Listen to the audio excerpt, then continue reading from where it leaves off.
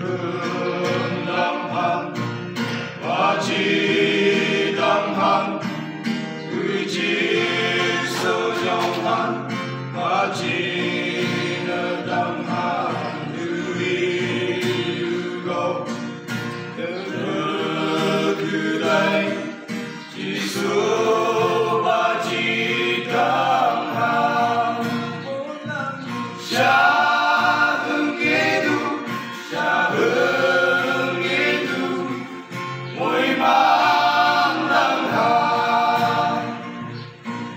cứ atama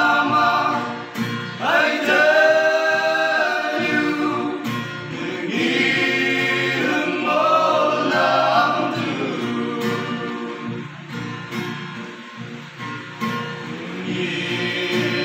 ngày mong đang trong nhang chỉ suy ăn mơ nhớ là trong nhau cái chi này mong đang yam cha nở